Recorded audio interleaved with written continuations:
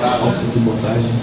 Maravilha. Bom, dando seguimento aqui ao Técnicos em Cena, nosso próximo convidado aqui que vai entrar em cena aqui agora, né, no caso, é o Vinícius Delagio. Hoje ele está na Amazon, ele fez questão de vir com a camisa aqui para a gente ficar ciente disso. E ele fez diversos cursos aqui no Senai CETIND, assim como vocês, tá? É uma grande experiência e serve como fonte de inspiração, tá? Vou passar a palavra para ele contar um pouquinho da história dele e como é que foi que ele chegou até a Amazon, no caso. Como é que foi até essa trajetória, até para a gente se inspirar um pouquinho. Opa, boa tarde. Estão me escutando bem? Antes de mais nada, eu gostaria de falar duas coisas. Uma, muito obrigado por vocês estarem aqui. Eu sei que tempo hoje é uma coisa escassa e uma coisa cara. Então, muito obrigado por vocês estarem dedicando um pouco do tempo de vocês com a gente. E segundo, dizer que o João me colocou numa enrascada. Ele bota o Breno, o cara fera falando aqui em público, e depois eu, um mero mortal, para falar com vocês. Tá? Eu sou uma pessoa extremamente comum, eu estou nervoso, você falar em público é um desafio muito grande e espero que vocês entendam. E eu vou dar o meu melhor aqui para passar um pouco da minha experiência, do que eu passei para estar onde eu estou. Meu nome é Vinícius, como foi falado, eu tenho 33 anos, você não falou a sua idade, se for com vergonha. Eu tenho 33 anos, eu sou formado em comércio exterior. Eu trabalho na Amazon, num país chamado República da Irlanda, mais especificamente numa cidade chamada Dublin. Eu creio que hoje eu estou no ápice da minha carreira, mas nem sempre foi assim. Então eu tive uma trajetória que eu percorri e eu estou aqui, eu tive a honra de receber esse convite para participar desse evento. Eu vim contar um pouco para vocês. Para contar um pouco melhor para vocês, eu vou voltar lá para 2007. 2007, janeiro de 2007, eu me formei em comércio exterior e eu já sabia que eu não queria seguir a profissão. Então, eu tinha uma certeza e eu tinha uma incerteza. A minha certeza era que eu não queria seguir a profissão e a minha incerteza é que eu não sabia o que seguir. Então, eu estava uma pessoa completamente perdida. Eu sempre tive uma afinidade com o computador, perante leigos eu era um cara bom, mas para o mercado eu não era bom o suficiente. E eu não sabia o que fazer, qual curso tomar, o que eu preciso fazer para ingressar no mercado. E aí eu fiquei nessa por um ano e meio. Fazia um bico aqui, um bico ali, que era um dinheiro pontual, mas que não gerava nenhum benefício para a minha carreira. Quando chegou em meados de 2008, eu recebi uma ligação de um amigo. Ele falou: Vinícius, eu estou aqui no Senai e estou me matriculando para um curso chamado MCSA. Eu não tinha ideia do que se tratava.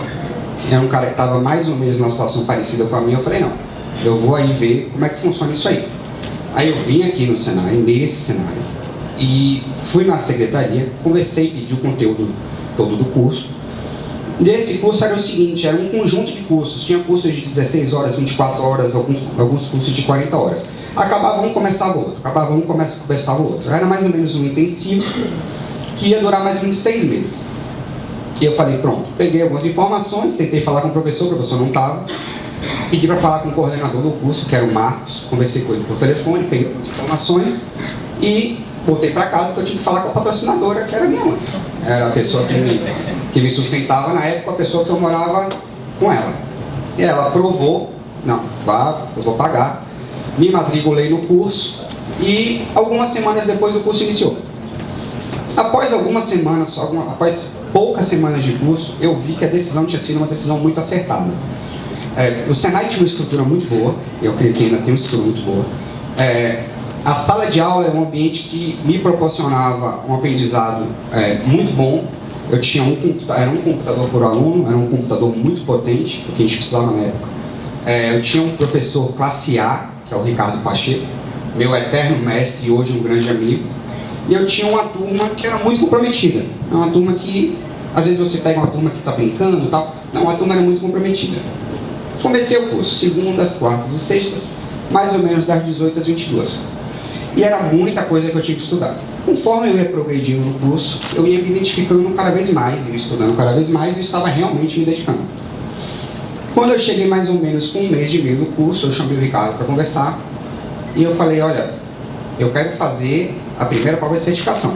O MCSA, que eu esqueci de falar para vocês, é o Microsoft Certified Systems Administrator, que nada mais é do que um administrador de sistemas certificado pela Microsoft.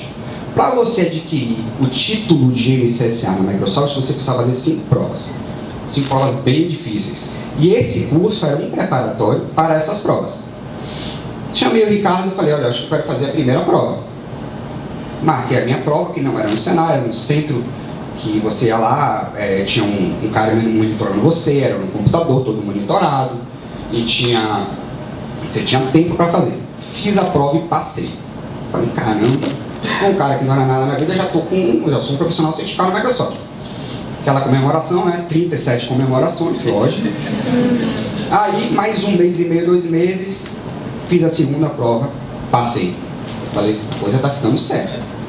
Cada vez mais eu estudando mais, me empolgando mais e me interessando mais pelo curso. Perfeito. Quando eu estava mais ou menos em 60% ou 70% do curso, né, acabava um, começava outro, o Senai abriu um curso às terças e quintas. Era um curso muito mais avançado, era um conteúdo mais profundo, mais específico, e que em teoria eu precisava terminar todo o curso que eu já estava fazendo para fazer. Aí veio o Ricardo Pacheco com aquela papo de vendedor, não, você vai ter que fazer, você vai ter que fazer. Eu falei, tá, vou voltar lá para falar com a patrocinadora, né? Minha mãe tinha que aprovar o orçamento. E voltei, ela falou, eu vou pagar. Então, olha como é que eu estava estudando de segunda a sexta, das 18h30 às 22h, algo assim. Eu saía do Senai, eu ia para casa, eu assistia um filme, eu fazia alguma coisa para relaxar um pouco na minha cabeça. Começava a estudar, ia até às 7, 8 horas da manhã, ia dormir, acordava às 4h30 da tarde, vinha para o Senai e começava tudo de novo. Eu não podia parar de estudar, porque se embolasse, virava uma bola de neve e não tinha como. Perfeito. Chegou ao final do curso, eu vi que era aquilo que eu queria, eu falei, não, é isso que eu quero, e agora eu preciso ingressar no mercado de trabalho. Só que eu tinha algumas coisas que eram fatores positivos para mim e algumas coisas que eram fatores negativos. Fatores negativos, eu não era formado com TI. Outro fator negativo, eu não tinha experiência nenhuma. Formatar computador de primo não conta como experiência, acreditem em mim. Pontos positivos, eu tinha umas 2 certificações naquela época e eu tinha o curso do Senai, que pesa para o mercado. Só que eu ainda achava que eu não tinha um diferencial. Quando uma pessoa bota uma vaga, anuncia uma vaga no jornal, anuncia uma vaga na internet, ele vai receber 50 currículos. Eu precisava me destacar perto dos 49 concorrentes. Aí eu tracei algumas metas. Eu precisava tirar o meu MCSA, que eram 5 provas, eu já tinha 2 ou 3 nessa altura do campeonato, e eu precisaria ter um bom currículo.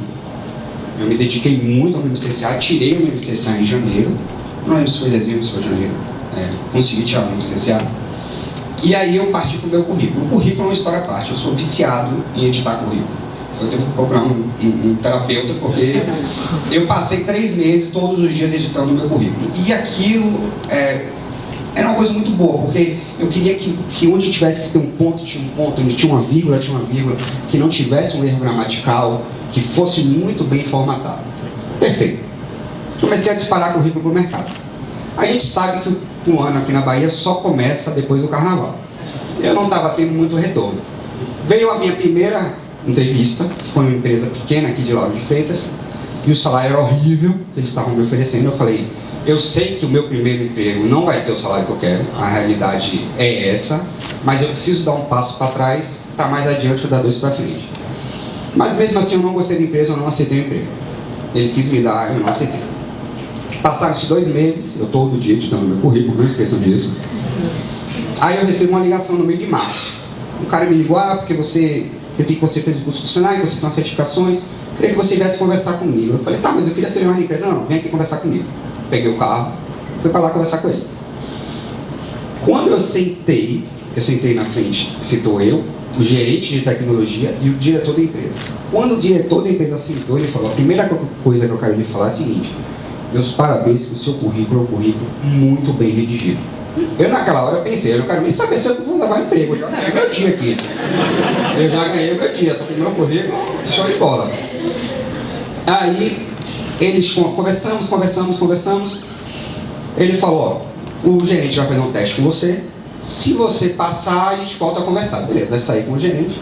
O cara falou, tem um servidor aqui na caixa, eu quero que você instale esse servidor, suba tal serviço. E eu fiquei um pouco nervoso, né? Porque eu tinha visto isso, revisto, estudado, reestudado.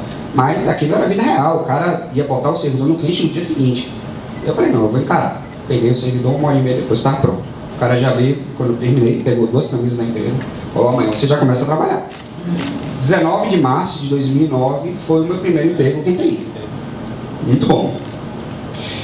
Esse emprego específico eu dei muita sorte. Por quê?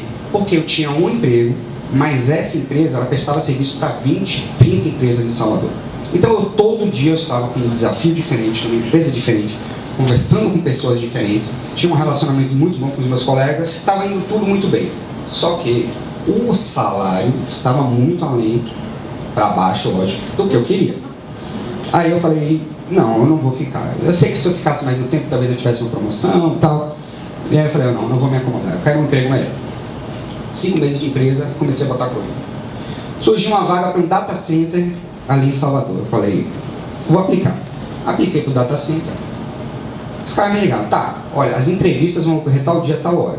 Eu fui lá para o data center, já no caminho pensando, falar da minha trajetória. Eu tinha 5 meses de empresa, mas eu tinha que falar da minha trajetória, das minhas certificações, dos meus cursos, tá. Quando eu cheguei lá, eu fui atendido por uma secretária.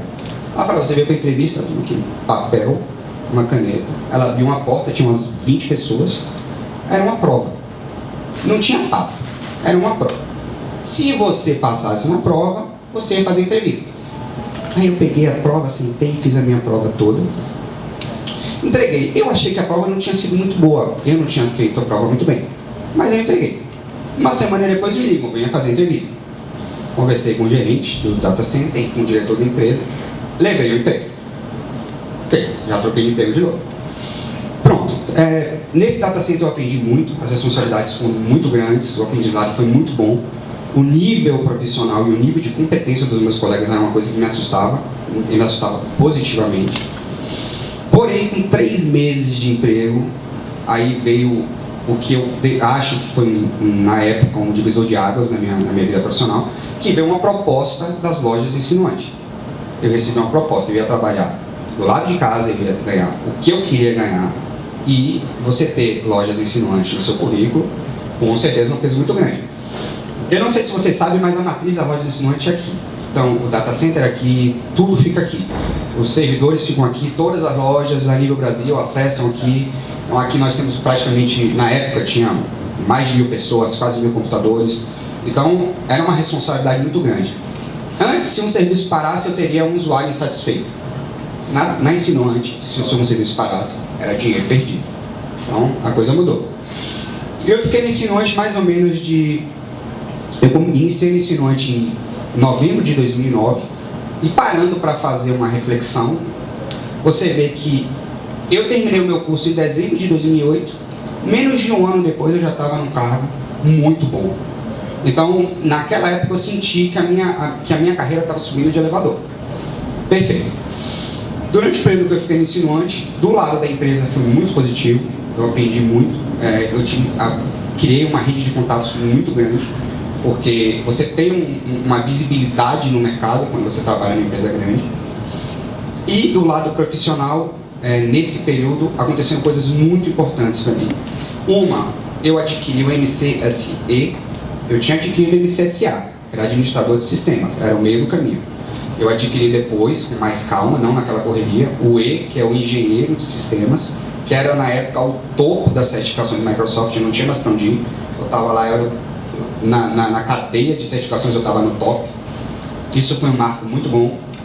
O segundo marco muito interessante foi que eu fui convidado pelo Senai, por esse Senai aqui, para ministrar um curso. Aquele mesmo curso que eu falei para vocês das terças e quintas, que era um curso mais difícil. Eu saí de aluno para ser instrutor, foi um desafio muito interessante. E eu fui convidado por uma faculdade de Salvador para ministrar um programa chamado Students to Business. Esse programa é um programa criado, patrocinado e motivado pela Microsoft, em parceria com diversas universidades de Salvador. Então, lá é um instrutor, 24 horas dentro de uma faculdade, para capacitar o aluno melhor para o mercado de trabalho. Perfeito. Nesse tempo que eu estava no Insinuante, houve a fusão da Ricardo Eletro com a Insinuante. Eu não sei se vocês sabem, uma fusão ou uma junção entre empresas é bom para todo mundo, menos para o funcionário. Você não sabe se você vai perder o emprego, você não sabe se a TI vai ficar aqui, se a TI vai para o estado. E começaram as incertezas. Eu falei, isso não vai dar certo.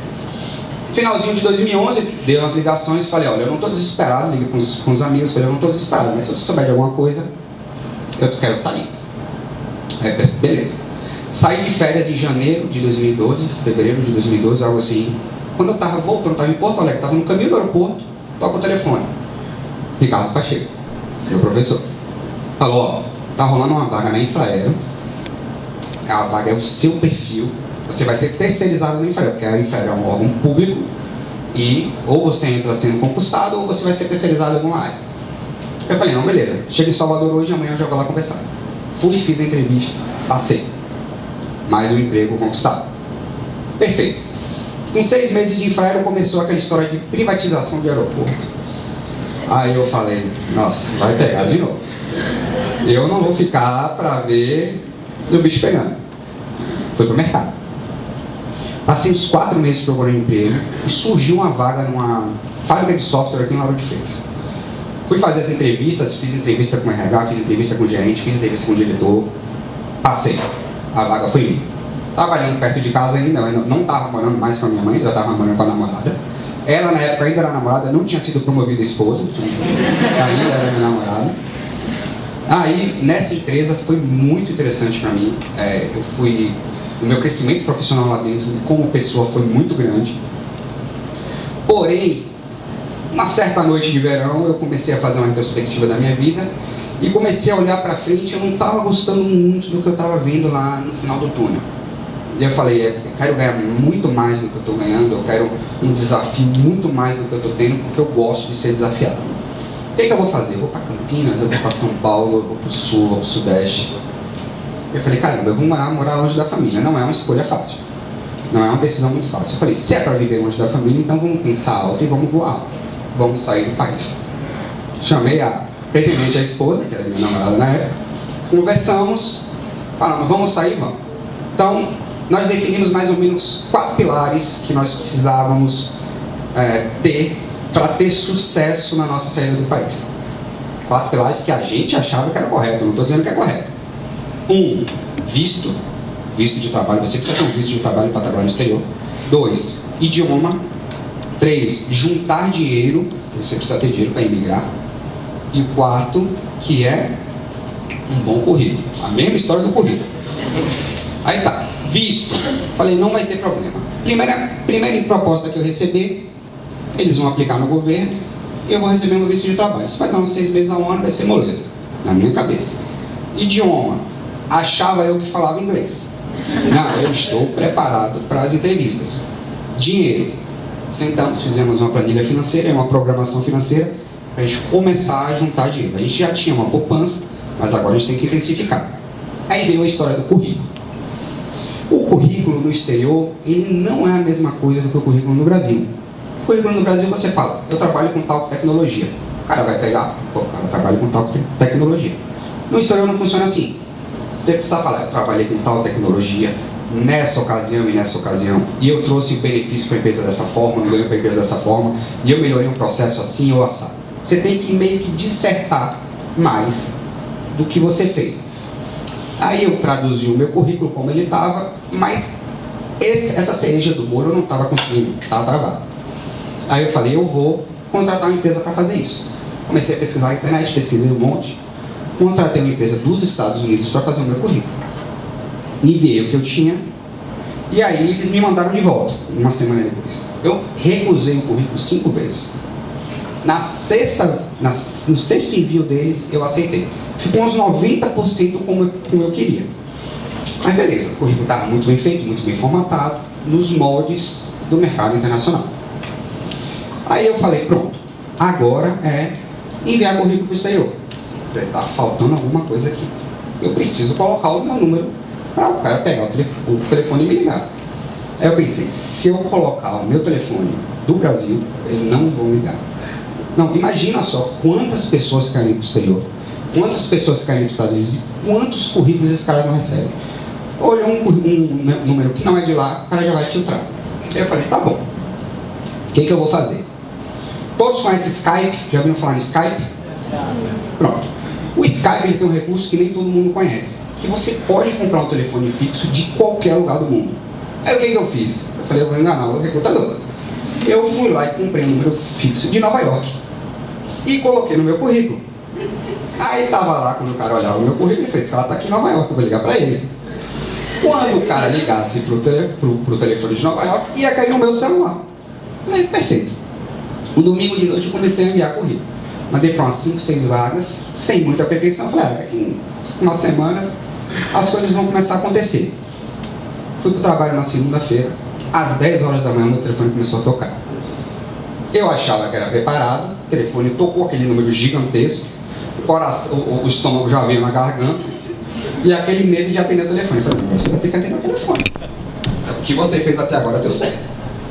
E lá vou eu achar uma sala vazia, porque eu ia fazer uma entrevista em inglês. Aí me tranquei na sala. Em resumo, foi um desastre. A minha primeira entrevista foi um desastre. Vamos fazer agora um negócio direito. Canadá, para quem não sabe, quando você quer imigrar para o Canadá, você tem vários programas de imigração. Todos esses programas são baseados em pontos. Se você tem tal idade, você ganha um ponto. Se você tem filho, você ganha um ponto. Se você é formado, você ganha um ponto. Se você tem tal profissão, se você atua em tal profissão, você ganha ponto. E se você atingir um mínimo de pontos, você pode aplicar. A grande desvantagem naquela época é que era um programa muito demorado. Mas tá, vamos fazer. Decidimos pela província de Quebec. Quebec é uma parte mais francesa do Canadá.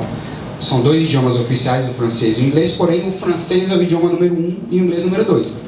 Tá.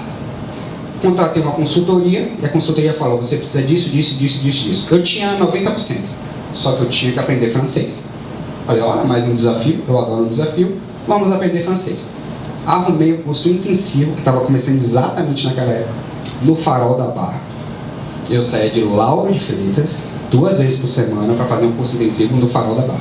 Eu tinha que sair 4h30 da tarde para poder chegar lá às 7. Mas fomos fazer. Aí, perfeito. Estávamos lá, estávamos muito bem. Quando eu estava lá por 70% a 80% do curso já concluído, que eu precisava, para aplicar um mínimo do francês, eu precisava tirar uma nota mínima na prova, e a minha esposa também. E aí veio uma atualização do programa de imigração. E com essa atualização, que eles atualizam de tempos em tempos, para poder eles atualizarem devido à demanda, né? Uma atualização. Aí eu passei de francês básico e eu precisava ter francês fluente. Aí veio aquele balde de água fria. Eu falei, cara, não é possível, tá tudo conspirando para a gente não sair do país. Só que, decisão tomada, a gente já estava naquele negócio de vamos sair, vamos sair, vamos sair. Vamos sair. Desistimos do francês, desistimos do Canadá. Vamos para casa conversar. Aí você chega em casa, olha, o Canadá furou, aí você já começa a escutar uns comentários meio maliciosos, né? E vamos para onde agora? Eu falei, calma, a gente vai dar um jeito. Aí, vamos para a Europa. Vamos pegar e vamos para a Europa. A gente queria um país de língua inglesa, então, depois da nossa filtragem, sobrou ou Londres, na Inglaterra, ou Dublin, na Irlanda. Tá, vamos voltar aos pilares. Visto. Eu tinha dupla cidadania, eu tenho dupla cidadania, então eu tenho permissão de trabalho na Europa. Já é uma grande barreira que a gente derrubou. Currículo, meu currículo está pronto há 2 anos já está pronto lá, perfeito, esperando só para ser utilizado. Dinheiro, a gente já estava guardando dinheiro, a gente definiu, vamos juntar mais dinheiro agora. E idioma. O idioma eu já tinha percebido que o inglês não estava como eu pensava que estava. E eu falei, eu preciso investir no inglês, eu preciso aprender mais inglês, eu preciso praticar o inglês. Comecei a pesquisar uns cursos, depois eu percebi que eu precisaria contratar um professor particular, e professor particular é caro. Eu falei, eu preciso investir no inglês, porém, se eu investir muito dinheiro, eu vou estar ferindo um outro pilar, que é juntar dinheiro. O que eu vou fazer? Eu falei, eu não vou pagar. A gente vai dar um jeito. Comecei a varrer a internet. Eu falei, vai ter algum jeito de eu aprender inglês. Aprender não, porque eu já falava alguma coisa, mas vai ter que ter algum jeito de eu aperfeiçoar o meu inglês com custo zero. Comecei a entrar em fóruns, em comunidades de troca de idioma. Alguém vai lá, quer ensinar o inglês em troca de aprender algum outro idioma. Eu achei um tópico, tinha uma maluca lá com um nome totalmente estranho, que ela queria aprender português e ensinar inglês. E geralmente essas coisas são tudo fake, né? Tudo mentira. E eu falei, Não custa nada mandar uma mensagem, eu vou mandar uma mensagem. Mandei a mensagem. A mulher me respondeu. Era uma mulher. E aí marcamos a nossa primeira conversa. Eis que eu tenho muita sorte na vida. Era uma senhora que mora em Surprise, no estado do Arizona, nos Estados Unidos. Ela realmente queria aprender o português por hobby. E passamos a ter reuniões semanais, de 1 a 2 horas, por Skype, durante 1 ano. Ou seja, eu tive um professor particular com custo zero. Perfeito. Chegou no final de 2014, aí a gente falou, tá, os 4 pilares já estão bem formados, agora só falta a gente decidir para onde é que a gente vai e quando a gente vai. Vamos fazer o seguinte, vamos para Dublin. Depois de tantas pesquisas que eu tinha feito, eu tinha visto que o mercado de TI, de tecnologia de informação em Dublin era mais aquecido, e vamos um pouquinho antes da metade de 2015. Eu tinha ali uns 7, 8 meses para juntar o resto do dinheiro que tinha que juntar e preparar as coisas. Tá bom. Sempre em paralelo com o meu currículo, eu sempre fiz o meu LinkedIn. Alguém aqui não sabe o que é LinkedIn? Então, LinkedIn, como que funciona? LinkedIn é uma rede social parecida com o Facebook. O Facebook é uma rede social informal. Você vai lá, posta sua foto na piscina, posta foto do churrasco. O LinkedIn não. O LinkedIn é uma rede profissional. Lá onde você procura emprego, onde você vende o seu peixe, você vende a sua imagem. E eu sempre, em paralelo com o meu currículo, tinha o meu LinkedIn. Ok, vamos para Dublin no meio de 2015, um pouquinho antes da metade de 2015, porque no meio de 2015 é o verão europeu e as passagens são muito caras. Eis que em dezembro de 2014, eu recebo um e-mail pelo LinkedIn, recebo uma mensagem pelo LinkedIn de um brasileiro que tinha acabado de passar no processo da Amazon e que ele me falou que que a Amazon ainda estava contratando. Ele perguntou se eu queria participar. Eu olhei, eu pensei. Eu falei, pô, a minha ideia era subir escada. Você começa com entrevistas de empresas menores, você vai aperfeiçoando inglês e tal, para depois você testar uma empresa grande. Eu falei, quer saber de uma? Eu não vou passar mesmo. Então eu vou praticar o meu inglês. Eu vou fazer as entrevistas, é bom que eu já sei como é que funciona o processo de uma empresa grande, e nada eu vou praticar o meu inglês. Eu falei, não, tá aqui o meu currículo, pode aplicar. Ele aplicou, 2 semanas depois eu recebo um e-mail da Amazon. Olha, gostamos do seu currículo, gostaríamos de convidar para participar do nosso processo seletivo. Ok.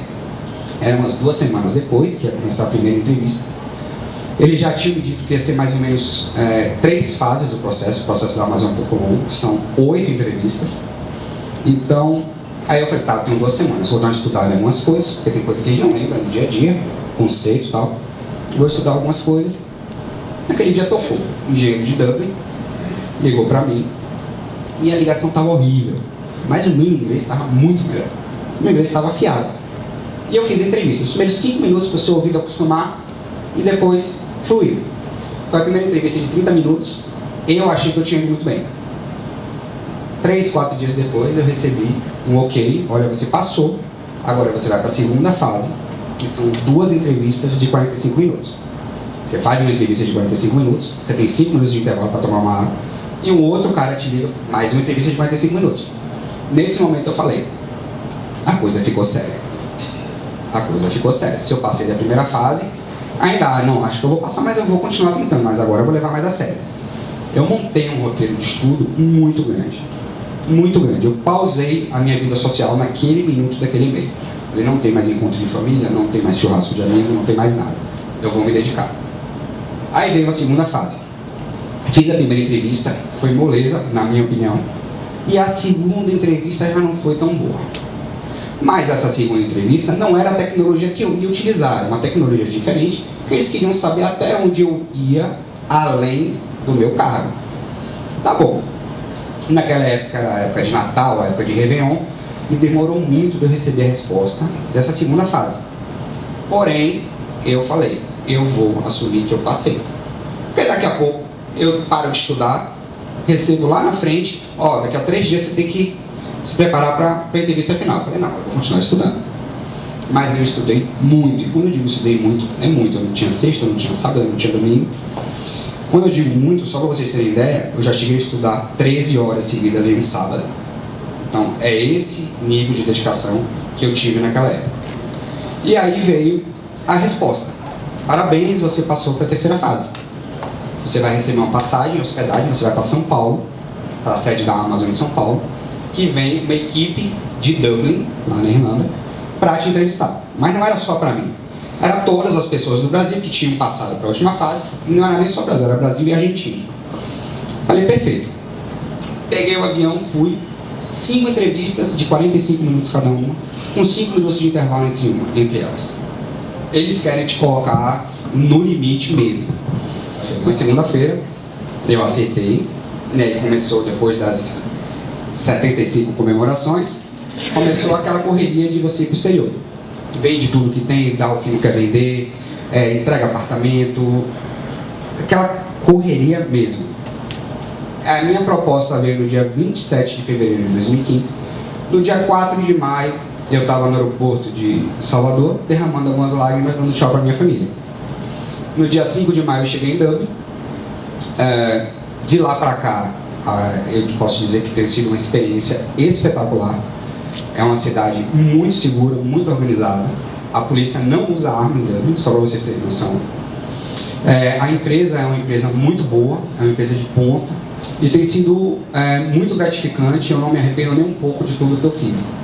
Quando eu olho para trás, eu vejo todas as fases da minha carreira, eu vejo que eu tive muita sorte em diversos momentos. Mas a gente não pode esquecer que a sorte favorece a mente preparada. Muito obrigado pela presença de vocês mais uma vez.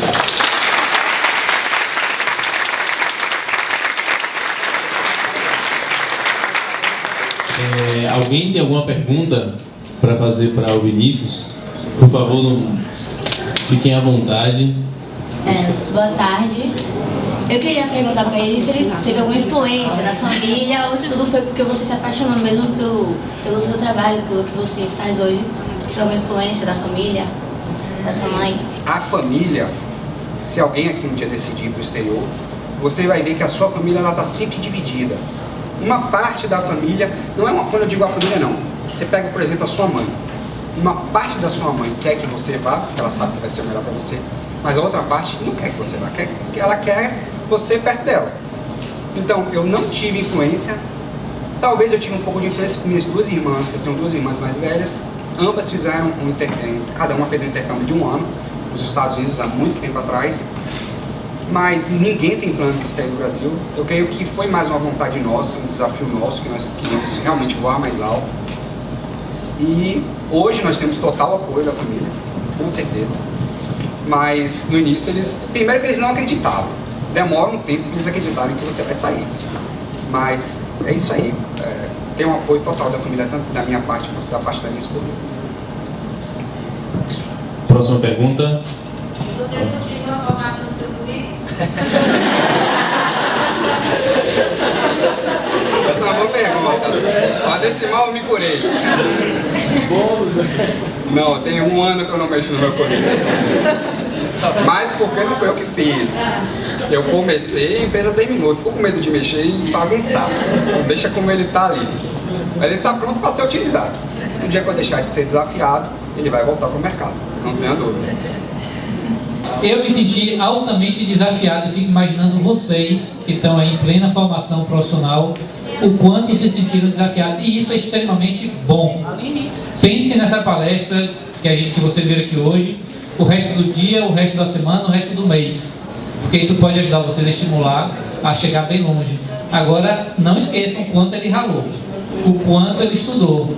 Vocês vão ter que estudar igual. Ou mais. Gente, uma salva de palmas para Vinícius.